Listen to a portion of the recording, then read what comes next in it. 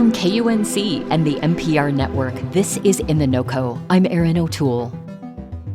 40 years ago, a Denver radio talk show host named Alan Berg was assassinated, shot in his driveway by members of a militant neo-Nazi group known as the Order. The white supremacist group was active in the early 1980s with one of their stated goals to spark revolution against the American government. A new movie tells the story of the Order and the FBI investigation into the group. Here's a clip from the trailer. This book holds our birthright. It tells the story of a group of white separatists waging a race war against the United States government. We don't advocate any of our members breaking any laws. But some do. Well, you must understand that. Being in a cult like the federal government. The movie, called The Order, is based on a book written by Kevin Flynn and Gary Gerhardt, who were both investigative journalists at the Rocky Mountain News at the time Alan Berg was killed. Kevin Flynn now works as a Denver city councilman. He spoke with me about why this new film feels so relevant, and also what made the radio provocateur Alan Berg a target for assassination by a hate group. Alan helped pioneer the confrontational style of shock jock talk radio. It was the kind of in-your-face, get the blood boiling, hang up on people, be outrageous. And it built audiences. And it led to Alan being known locally and even nationally as the man you love to hate. And primarily, one of his targets as a Jewish man, a lot of his targets included the Ku Klux Klan, neo-Nazis, and he would sometimes have people from that movement on his show, and he would give them a little line, play it out like a good fly fisherman, and then reel them in and hang up on them. And that led to his profile being very visible in that population. What also contributed to it was he ended up at KOA Radio, which as a 50,000 watt clear channel station was able to be heard at night across about 38 states, including up where the Aryan Nations was located in Idaho. Well, he certainly attracted a lot of attention, including from this group, The Order, which had operated mostly in the Pacific Northwest. They were robbing banks and armored trucks to fund their operations. I'm wondering, Kevin, how difficult was it for investigators to link this group to the murder of a radio host in Denver? It was not as difficult as it might have been, if not for the fact that one of the members of the Order was a former Denver Ku Klux Klan member who had sparred verbally with Alan on the air. Alan had also raised his national profile in the months before his murder. He was featured in an interview with Morley Safer on 60 Minutes.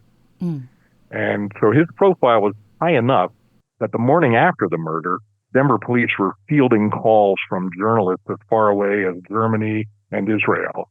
Wow. Well, two members of the Order were ultimately convicted and went to prison in the Alan Berg murder. What happened to the Order? I mean, do they still exist as a group? The FBI investigation led to the total breakup of this particular organization, the Order. And the man who actually pulled the trigger on Alan, Bruce Pierce, who died in prison, told me that he says, we had no illusion that we would succeed and that we would start and succeed in 1984. And if that was the way it was going to be, then that's fine, because someone else will succeed where we fail. So the group itself was decimated by the FBI investigation, and most of them ended up in prison for pretty long periods of time. There are fans of the Order. In fact, there were imitator groups. There was a group that actually called itself Order 2, which is not the best way to avoid being detected by the FBI, right? No. But down through the years, you've had other events that were inspired by the Order. The Oklahoma City bombing grew out of Tim McVeigh's obsession with the Turner Diaries, which was the book that the Order read. Not that they followed it like a blueprint, but they were fans of that book, and that book is still around. The Turner Diaries turned up among some of the people at the January 6th insurrection. so you see this ebbing and flowing of white nationalism that the Order typified. Well, let's talk about the new film, The Order. The movie based on your book hits theaters this weekend. I'm wondering, how closely does the story stick to the history? At a 40,000-foot level, Erin, it sticks to it almost to a T, because from that high up, what you're looking at isn't the details that are in the book, the 10,000 details that make up the story that we wrote in our 400-some page book. The 40,000-foot view down to the ground is the story of the ebbing and flowing of white nationalism, nativism in this country. We saw it in the 1800s. We saw it in the 1920s. We saw it in the resurgence of the Klan in the 50s and 60s. That's the story that the book and the movie tell. The FBI agent who is played by Jude Law isn't an actual FBI agent in the book. He's an amalgamation. That doesn't matter at all. Right. What matters is telling the story that led from the Order to Oklahoma City to January 6th and to whatever is coming next. Yeah. Well, I know you met actual members of the group, The Order, as well as some of the investigators who pursued them. Mm-hmm. What was it like to see those people portrayed by actors like Jude Law and Nicholas Hoult and Mark Maron, who plays Alan Berg? Well, Nicholas Hoult and Jude Law are both from the UK. So what struck me is when I hear their interviews now, they sound entirely different than they did on the set. My wife and I traveled to Calgary for a week during the filming. This film was shot in Calgary and in the mountains of Alberta.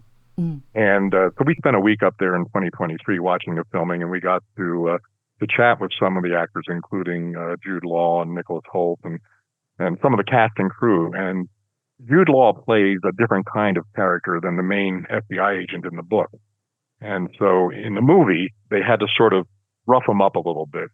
He's slightly flawed. He drinks too much. He takes too much medication. He has a nosebleed. He smokes. He says the F word a lot. I actually got in touch with the agent who was the case agent and he's still kicking. And he got to see an advanced copy of the movie. And his only observation was, he says, I just didn't know that I smoked and drank and cussed and that my middle name was the F word. What about the mustache? I mean, is that accurate? Yes. Wayne had a mustache. I think he had a goatee at the time we talked when we met him at his house.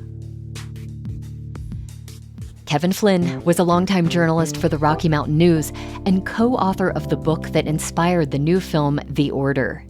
That movie tells the story of the white supremacist group that murdered Denver radio host Alan Berg in 1984. You'll find details in our show notes and at KUNC.org. And if you found this interview powerful or had more thoughts on it, please let us know. You can drop us a line at noco@KUNC.org. That's NOCO@KUNC.org.